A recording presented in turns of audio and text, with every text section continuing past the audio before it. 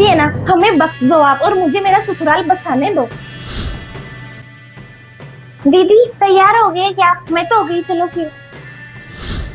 हाँ भाभी बस तैयार हूँ, चलो चलते हैं। आ रही है ये, तू बैग निकाल ले।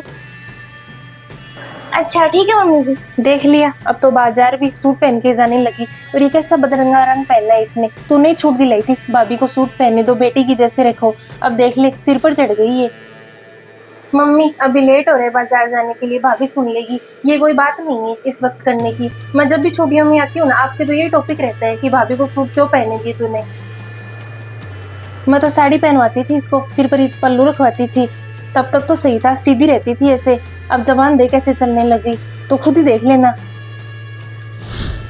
इनको ज्यादा सिर पर बैठाना नहीं चाहिए। एक छूट देते हैं ना हम लोग, 1000 तो ये खुद ही ले लेती है। चलो दीदी। ठीक है मम्मी जी, आटा लगा दिए और सब्जी बना दी है। हो सके तो मैं जल्दी आ जाऊंगी, फिर बना लेंगे खाना। हाँ ठीक है मम्मी, 2-3 घंटे लगेंगे। चलो भाभी।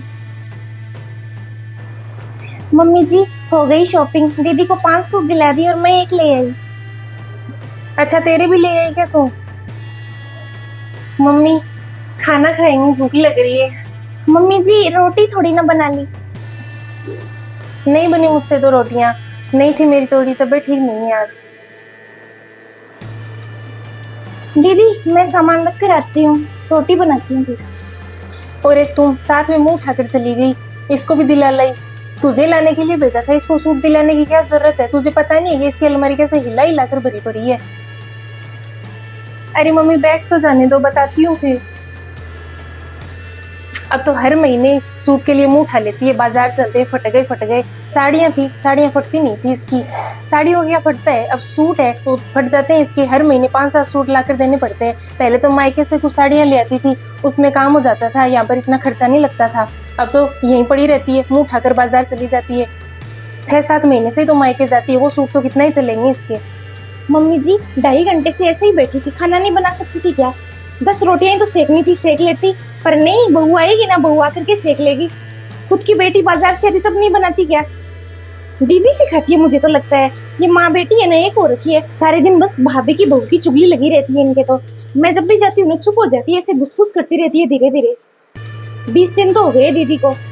मैं भी है ना मायके जाऊंगी, मुझसे तो नहीं होता इतना। तो मम्मी भाभी को पसंद आ गया, मना तो क्या ही करती, वो भी तो सूट पहनती है फिर। मम्मी ऐसे अच्छा नहीं लगता, मैं अकेली ले और फिर एक साथ में इंसान जाए, वो ऐसे देखता रहे मुंह की तरफ। अब तेरी भाभी के पास कितनी सुंदर सुंदर भारी भारी साड़ियाँ हैं, पैर में नहीं डालती उनको। ये नहीं कि बस सूट पहने की आजादी दे दी, इसका मतलब ये कि सूट ही सूट पहने की। बाहर भी सूट पहन के जा रही है, कोई आ गया तब भी सूट पहन के भारी से भारी सूट ले आएगी, पर साड़ियों के हाथ नहीं लगाएगी। क्या कमी है साड़ियों में? सब तेरी गलती है, ऐसे ही पैसे लग के उनकी पड़ी अलमारी में। मम्मी मुझे तो लगता है बुरी तो मैं ही हूँ, भाभी की नजर में और आपकी नजर में भी, सच बता रही हूँ। तो मम्मी भाभी को बोलो ना साड़ी भी पहन ले। ये ले पैसे। हाँ लाओ मम्मी। इतने पैसे दे दिए ना और इतना सामान दिला दिया, तो भी बकाया ही है। शर्म तो है ही नहीं। और कुछ देख ले, कोई सामान की कमी पड़ रही हो तो। कल तो जाएगी फिर तू, अभी बता दे। मम्मी अब तो कल जानना ही है। कमी तो कोई नहीं रही, सामान भी सारा हो गया, अब ससुराल संभालूंगी। 20 दिन हो गए, काफी फोन आ रहे हैं उनके। देख लिए मम्मी जी कपड़े, अच्छे ही लगे होंगे, सुंदर ही दिलाए थे मैंने तो। मैं ये कह रही थी कि मायके जा आती मैं 5-6 दिन। दीदी तो अब कल चली जाएगी, 20 दिन तो रह लिए। बहू एक बार मायके जाना रहने दे। सुबह से मेरी थोड़ी तबीयत खराब हो रखी थी, कमर में और एक पैर में भी थोड़ा दर्द हो रहा है, बाद में चली जाना, ठीक हो जाऊं तब। सबकी सब नौटंकी है, कमर में दर्द भी इनको मेरे मायके के नाम से ही आ जाता है। एक बार सही हो जाए कमर में दर्द, इतनी भी बूढ़ी नहीं हुई, फिर मम्मी कर लेगी। आप फिर आराम से 10-15 दिन रह आना। बेटा तू तेरी बैग पैक कर ले, तैयारी कर जाने की, कोई सामान छूट जाएगा। पिछली बारी वो साड़ी छोड़ गई, यहाँ पर पड़ी रही फिर। हाँ दीदी आपकी तो चलेगी ना, कब जाऊंगी कब नहीं जाऊंगी मैं मायके, आपने ही सिखाया होगा मम्मी जी को। परसों तक तो मम्मी जी राजी थी मुझे भेजने के लिए, अचानक से कमर में दर्द कहाँ से आ गया? भाभी ये क्या बोल रहे हो आप? अरे दीदी बस रहने ही दो आप, इतना मैं आपको दिला लाई। आपके भाई ने पैसे दिए थे, 5 सूट दीदी को बढ़िया से दिला लाओ। 5 सूट दिला दी आपको, परसों मैं आपको चप्पल दिला के लाई थी, घर की एक नाइटी भी दिला के लाई थी। फिर भी आप मम्मी जी से पैसे ले रहे हो अलग से। मम्मी जी आप छुप छुप के दे भी रहे हो पैसे, ये अच्छी बात थोड़ी ना है दीदी। कोई भाभी को तो बस कुछ कानों कान खबर ही नहीं होनी चाहिए, घर भर दो। दीदी जब देखो ना तब खुसफुस खुसफुस, मेरे कदम रखते ही तो है ना, अगर मेरे कदम की आवाज भी आ जाए ना तो भी चुप हो जाती हो। माँ बेटी ऐसी भी क्या बातें करती हो। दीदी कितना भर के जाओगे मम्मी जी को। हम सास बहुओं को तो आप बसने ही नहीं देते, बस हमारा तो ना 2 दिन भी चैन से नहीं निकलने देते। कभी तो ससुराल से भड़का देते हो मम्मी जी को, कभी आकर भड़का देते हो। थोड़ी बहुत तो शर्म कर लो कम से कम। देख लिया कैसे कतरनी की जैसे जबान चलती है इसकी, तब भी मैं कह रही थी। हमारा सास बहू का रिश्ता बनने ही नहीं देते, बनने से पहले ही बिगड़ जाता है। मम्मी जी और मैं अच्छे से राजी होते हैं, 5-6 दिन आराम से रहते हैं, इतने में आपका फोन आ जाता है या फिर आप टपकाते हो। दीदी है ना, हमें बख्श दो आप, और मुझे मेरा ससुराल बसाने दो। आप अपने घर में रहो, घर में रहकर भी दीदी क्या कर लोगे आप, वहां से भी तो आप कम नहीं भड़काते मम्मी जी को। कम बोल ले, थोड़ा शर्म कर ले, दीदी लगती है तेरी। अभी तक तो सब कुछ सही था, आपको ऐसे क्यों लगता है कि मैं बुरी हूँ और मैं ही मम्मी के कान भरती हूँ। दीदी मैं तो परेशान हो गई हूँ, मम्मी जी को आप ही तो भड़काते हो ना छोटी छोटी बातों के लिए। मेरी बेटी ऐसे, मेरी बेटी वैसे करती थी, तू तो ऐसे करती है।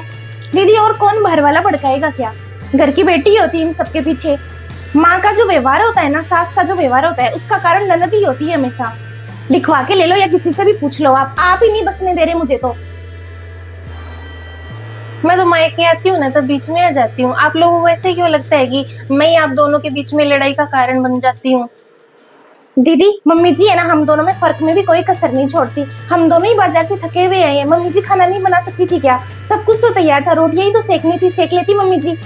आपकी 2 बहनें होती, आप दोनों बहनें आती बाजार से, तो क्या मम्मी जी खाना तैयार नहीं रखती क्या। बेटियों के लिए दीदी सब रखते हैं, बहुओं के लिए नहीं रखते।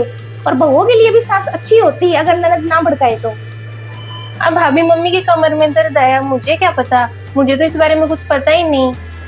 अब दीदी मुझे क्या पता, आप ही कहकर गई होगी मम्मी जी को कि पीछे से परेशान मत होना, भाभी आएगी तब बना लेगी। क्या ननद ननद लगा रखा है, घर की बेटी है, ऐसे ही बोले जा रही मुंह में आए वैसे ही। और लगा दो भाभी, इल्जाम की कोई कमी थोड़ी ना है। बहन बेटी मायके आती है ना तो उसे तो 2 सुनने को मिलती है ही। मायके की चक्की में तो बेटी फिसती है, चाहे वो मायके में रहे या ससुराल में रहे। वाह भाभी, मैं तो ससुराल में रहती हूँ, फिर भी आप सास बहू की लड़ाई होती है, इसमें मेरी क्या गलती है। मेरी बेटी तो है ना बहुत अच्छा ससुराल संभालती है, तेरे खुद के लक्षण नहीं है यहाँ पर बसने के, नाम इस पर लगा रही है। भाभी आप तो इतने दिन मीठे मीठे बोलते ही थे, आप तो अच्छे खासे भरे बैठे हो, और मैं क्यों भड़काऊंगी, मेरे भी ससुराल है, वहाँ पर काफी सदस्य है संभालने के लिए। आप ही नहीं होगी, आप दोनों को भड़काती रहो आपस में।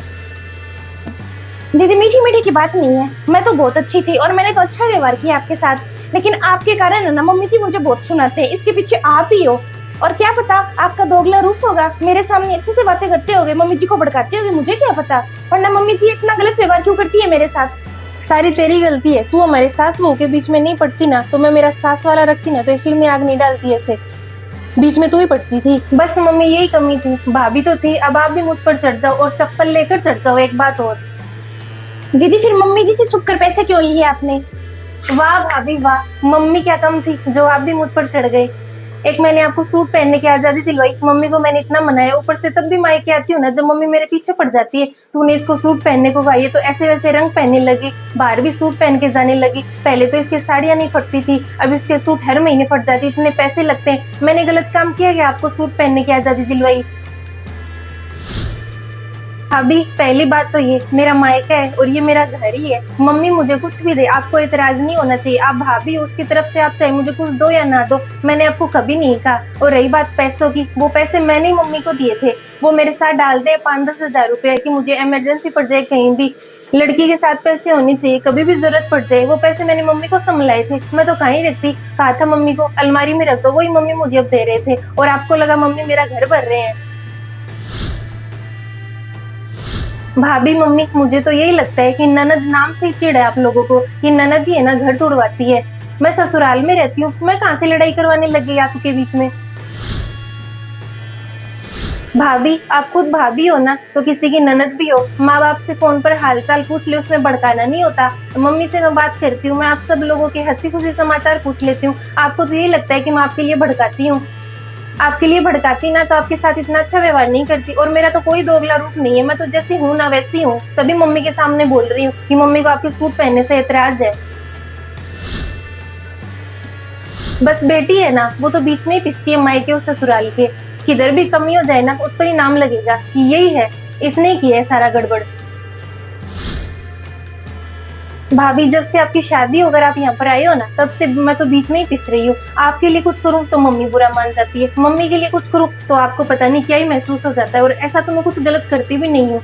बेटियां तो है ना बीच में ही पिसती हैं, खुद के बारे में तो सोचना भूल ही जाती है। मायके आती है ना तो उनके दिमाग में तो एक ही बात रहती है कि मैंने कुछ उल्टा सीधा मुंह से निकल भी गया या हम माँ बेटियों ने कुछ बात भी कर ली तो पता नहीं भाभी को कैसा लगेगा। भाभी, आप मुझ पर इल्जाम लगा रहे हो ना कि मैं आप सास बहू को बसने नहीं दे रही।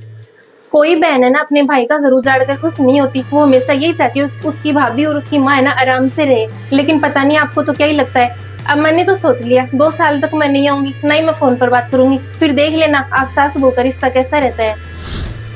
क्यों नहीं आएगी तुम आएगी? तेरा घर नहीं है क्या ये? इसके कहने से तो नहीं आएगी, इसका तो काम ही यही है। भाभी, रिश्ते है ना खुद मजबूत करने से बनते हैं, ना कि दूसरे के भड़काने से ऐसे टूटते हैं। आप तो बस इल्जाम लगा रहे हो। आप दोनों सास बहू के आपस में बनती है नहीं, मुझे बीच में ले लेते हो।